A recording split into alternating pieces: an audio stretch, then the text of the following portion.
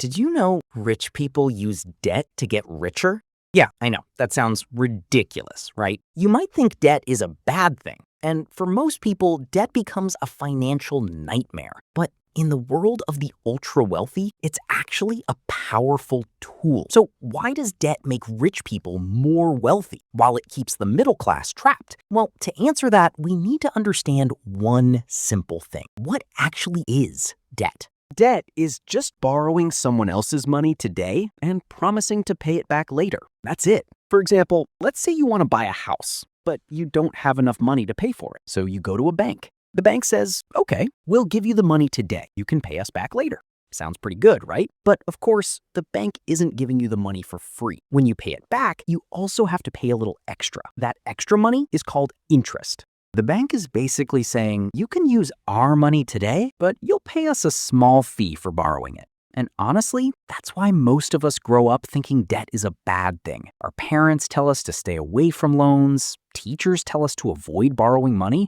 and if you've ever seen someone struggle with credit card bills or loan payments, it makes sense why people are scared of debt. But here's the important part. Debt itself isn't good, and it isn't bad. It's just a tool, kind of like a kitchen knife. You can use it to cook dinner, or you can seriously hurt yourself. The knife isn't the problem. How you use it is. That's what matters, and debt works exactly the same way. So before we talk about how rich people use debt to build wealth, we need to understand two types of debt: good debt and bad debt. Let's start with the bad one. So what is bad debt? Bad debt is when you borrow money to buy something that takes money out of your pocket, like a brand new iPhone, a luxury car, expensive clothes, or a fancy vacation. They might make you happy for a while, but none of those things pay you back. In fact, most of them lose value and become worth less over time. But your loan, you still have to pay it, plus interest. So you're paying for something that's becoming less valuable every single day. They're paying for yesterday's purchases instead of building tomorrow's wealth. And that's why bad debt can keep people stuck. Now, here's where rich people think differently. They don't see all debt as bad. They see debt as a tool. So what is good debt? Good debt is when you borrow money to buy something that has the potential to make you more money, like a rental property, a business, or any asset that can bring in income. Now, imagine you borrow money from a bank to buy a small apartment and rent it out. Every month, your tenant pays rent. You use that rent to help pay the bank. So instead of paying the loan only with your salary, the property helps to pay the loan. That's a completely different game. Your debt isn't just taking money from you, it's helping you to build something that can make you more money over time. So the real difference isn't the debt itself. It's what you use the debt to buy. One loan is used to buy things that keep taking money out of your pocket. The other is used to buy things that can put money back into your pocket. And that's a huge difference. But before you understand how rich people use debt, there's one more idea you need to understand: assets. Because rich people don't borrow money just for the sake of borrowing. They borrow money to buy assets. So, what exactly is an asset? An asset is something that has the potential to put more money into your pocket. That's it. For example, imagine you own a small apartment. Every month, someone pays you rent to live there. That's an asset. Or maybe you own a business. People buy your products and the business earns money. That's an asset too. Even owning a tiny piece of a company through stocks can be an asset, because if the company grows, your investment grows with it. Now let's compare that to buying the latest iPhone with a loan.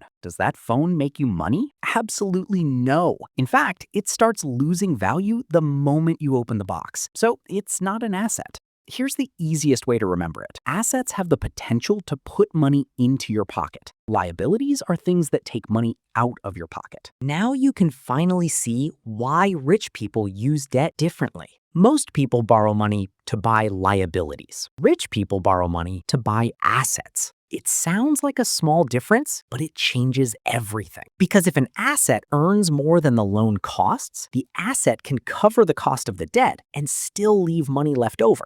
And that's when debt starts working for you instead of against you. And that brings us to the biggest secret of all. How can borrowing money actually make you richer? Let's use a simple example. Imagine you find a small apartment that costs $500,000. Now, here's the problem. You don't have $500,000 sitting in your bank account. Most people would stop right there, but these rich dudes play differently. Instead of paying the full $500,000 themselves, they go to a bank and ask for a loan. And the bank says, you don't have to pay the full amount today. You only need to pay a small amount today. And then you pay us a little amount every month until the loan is fully paid off. This type of loan is called a mortgage. Now, what the hell is mortgage? A mortgage is simply a loan used to buy a house or apartment. Now, imagine you buy an apartment and rent it out.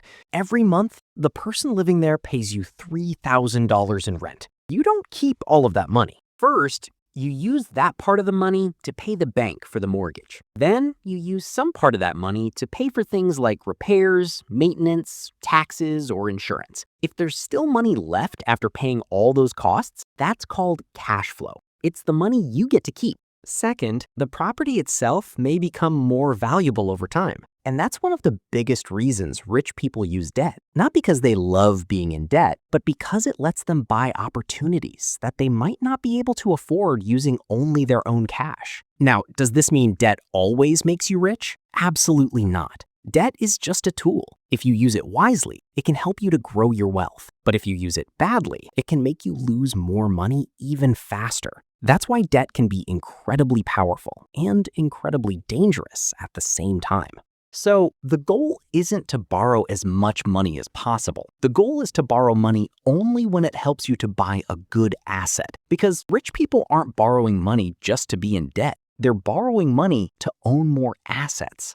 But there's one more reason they love using debt, and it has nothing to do with houses or businesses. It has to do with taxes, and this is where things get really interesting. There's something a lot of people misunderstand. You've probably heard someone say, rich people take loans so they don't have to pay taxes. That's not exactly true. Here's what actually happens. When you earn money from a job, you usually pay income tax. And also, when you sell an investment for a profit, you usually pay tax on that profit. But borrowing money is different. When a bank gives you a loan, the government doesn't treat that loan as income. Why?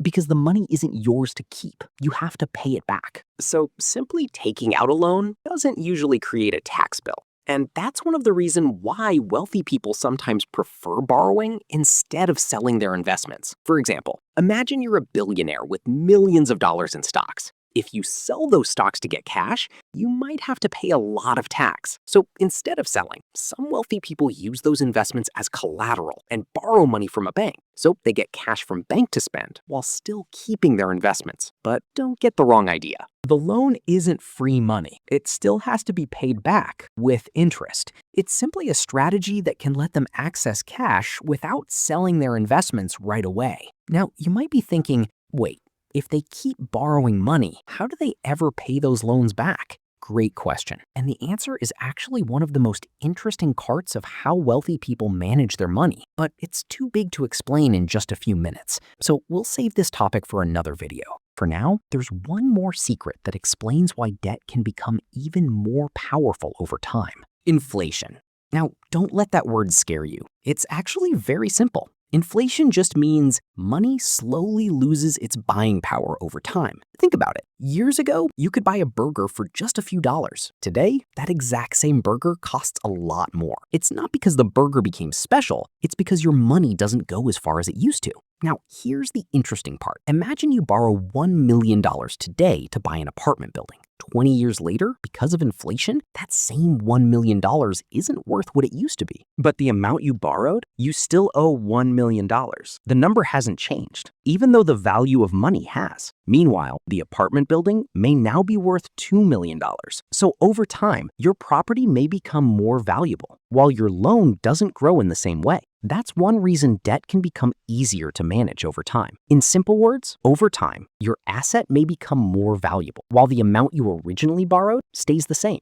That's one reason some wealthy investors don't rush to pay off low-interest debt. They believe their money can earn more by staying invested than by paying off that loan early. But before you start thinking, so I should borrow as much money as possible? Absolutely not. This strategy only works if you buy the right assets and those assets perform well. Sometimes they don't. Property prices can fall. Businesses can lose money. Rent can stop coming in. But the bank still expects its payment. That's why debt can build wealth or destroy it. So let's talk about the risk.